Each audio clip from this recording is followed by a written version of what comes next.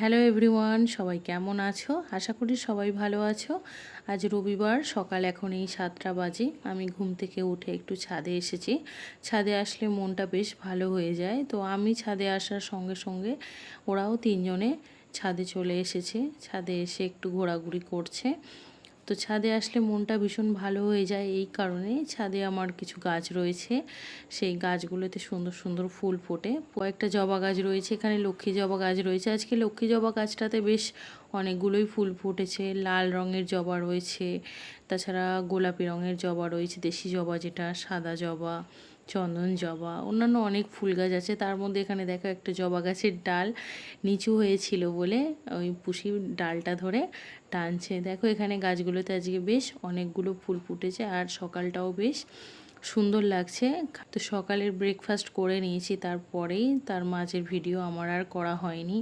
তারপর এখন বাজেই বেলা 11টা। আমি রান্নার সমস্ত কিছু রেডি করে নিয়ে এখন রান্না করতে চলে এসেছি। আগে থেকে রান্নার সমস্ত কিছু গুছিয়ে নিলে রান্না করতে সুবিধা হয়, আমার তো সেটাই মনে হয়।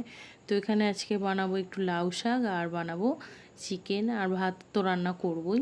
তো এখানে আলুটাকে কেটে ধুয়ে আমি কড়াইতে তেল দিয়ে জিরে শুকনো লঙ্কা ফোড়ন দিয়ে দিয়েছি। দিয়ে আলুটাকে দিয়ে নুন আর হলুদ দিয়ে ভালোভাবে ভেজে নেবো। আর এইদিকে কড়াইতে তেল গরম করে চিকেনটাকে ভেজে নিচ্ছি। চিকেনটা আমি রেজালা বানাবো। চিকেনটা একটু ভাজা করে নিলে খেতে একটু বেশি ভালো হয়। আর এখানে আমি আলুটা ভাজা হয়ে গেলে এখন দিয়ে দিলাম একটু পোস্ত বাটা দিয়ে নাড়াচাড়া করে এখানে আমি দিয়ে দিলাম এখন লাউ শাক। এটাকে ঢেকে ঢেকে এদিকে রান্না করতে থাকবো আর ওদিকে আমি চিকেনটাকে ভাজা করে নিতে থাকবো। লাউ শাকটা বেশ কয়েকদিন আগে বাজার থেকে কিনে নিয়ে এসেছিলাম, রান্না করব আর সেইভাবে মনে থাকে না, আজকে মনে পড়লো, তো ওই জন্য লাউ শাক পোস্ত দিয়ে বানাচ্ছি। এখানে দিয়ে দিলাম দেখো পরিমাণ মতো চিনি আর দিয়ে দিলাম জল। দিয়ে এখন লাউ শাকটাকে ঢেকে ঢেকে রান্না করে নেব। আর এদিকে চিকেনটাকে ভাজা করে নিয়েছি, কয়েকটা ভাজা হয়ে গেছে, আরও কিছু এখন ভাজা করতে বাকি রয়েছে। পেঁয়াজ বাটাটা দিয়ে দিলাম। পেঁয়াজটা একটু লাল লাল হয়ে গেলে তারপর দিয়ে দেবো এর মধ্যে রসুন বাটা। তো এইভাবে চিকেন খেতে তোমরা কে কে ভালোবাসো অবশ্যই কমেন্ট করে জানিও। আর হাজব্যান্ড তো এরকম চিকেন পেলে আর ওর ভাতের সঙ্গে কিছু লাগে না। আর ও তাছাড়া এই লাউ শাক বা অন্য কোনো শাক সেরকম ভালো খায় না, সেই জন্য ওর শুধু মাংস হলেই ভাত খাওয়া হয়ে যায়। রসুন বাটাটা মধ্যে দিয়ে দেবো পরিমাণ মতো নুন। আর এখানে আমি কাজু, পোস্ত, চালমগজ সব একসঙ্গে বেটে রেখে দিয়েছি, আদা কাঁচা লঙ্কা বাটা করে রেখে দিয়েছি। তো এইভাবে চিকেনটা রান্না হয়ে গেলে দুদিকে একসঙ্গে রান্না বসেছি যাতে রান্নাটা তাড়াতাড়ি হয়ে যায়। আর তাছাড়া গরমে রান্নাঘরে বেশিক্ষণ থাকতেও ভালো লাগে না। এখন প্রায় বৃষ্টি হচ্ছে, আর তাছাড়া মাঝে মাঝে ভীষণ গরম লাগছে বৃষ্টি হলেও।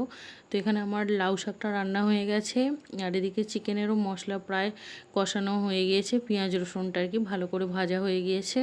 তার দিলাম এখন আদা আর কাঁচা লঙ্কা বাটাটা। আদা কাঁচা লঙ্কার কাঁচা গন্ধটা চলে যাওয়ার পরে এর মধ্যে আমি এখন দিয়ে দেবো কাজু, পোস্ত আর চালমগজ বাটাটা। মশলা ভালো করে কষানো হয়ে গেলে, মশলা থেকে তেল ছেড়ে গেলে তারপর এর মধ্যে চিকেনটাকে দিয়ে গ্যাস আমি লো হিটে রেখে মাংসটাকে রান্না করতে থাকবো, কারণ এর মধ্যে আমি বেশি পরিমাণে জল দেব না। তো এখানে মশলা বেটে রেখেছিলাম যেটা, সেই বাটিটা ধুয়ে একটু জল দিয়ে দিলাম। আর এখানে আমি দিয়ে দেবো 2 চামচ মতো টক দই, আর টেস্ট ব্যালেন্সের জন্য দিয়ে দিলাম অল্প পরিমাণে চিনি। এইভাবে চিকেন রান্না করে খেতে কে কে তোমরা ভালোবাসো অবশ্যই কমেন্ট করে জানিও। আর আমার তো ভীষণ ভালো লাগে এইভাবে চিকেন খেতে। তো এর মধ্যে দিয়ে দিলাম এখন একটু গরম মশলা, আর আগে থেকে ভেজে রাখা চিকেনটাও এর মধ্যে দিয়ে দিলাম। দিয়ে এখন ভালোভাবে চিকেনটাকে মশলার সঙ্গে মিশিয়ে নেব। নিয়ে এটাকে আমি ঢাকা দিয়ে এখন প্রায় আধা ঘন্টা মতো রান্না করতে থাকবো। আর এদিকে ভাতটাও প্রায় আমার হয়ে এসেছে। আর এর মাঝে একটুখানি লস্যি বানিয়ে নিয়েছিলাম, হাজব্যান্ড আর আমি দুজনে মিলে একটু লস্যি খেয়ে নিয়েছিলাম। টক দই ছিল ঘরে, গরমের মধ্যে একটুখানি লস্যি হলে বেশ ভালোই লাগে। তো মাংসটাকে এখানে আমি ঢাকা দিয়ে দিয়েছি। আর এদিকে দেখো ভাতটাও প্রায় ফুটে গেছে। এই যে লস্যি বানিয়ে নিয়ে সেটাকে আমি কাপে ঢেলে নিলাম, নিয়ে একটু লস্যি খেয়ে নিলাম। তার মধ্যে আমার এদিকে ভাতটাও হয়ে গেল আর এদিকে চিকেনটাও প্রায় রেডি হয়ে গেছিলো। তো ব্যাস, রবিবারের দুপুরে আজকে আমি এইটুখানি রান্না করেছিলাম। যেহেতু আর এই ভিডিওটা কেমন লাগলো অবশ্যই তোমরা কমেন্ট করে জানিও। সকলে ভালো থেকো, সুস্থ থেকো।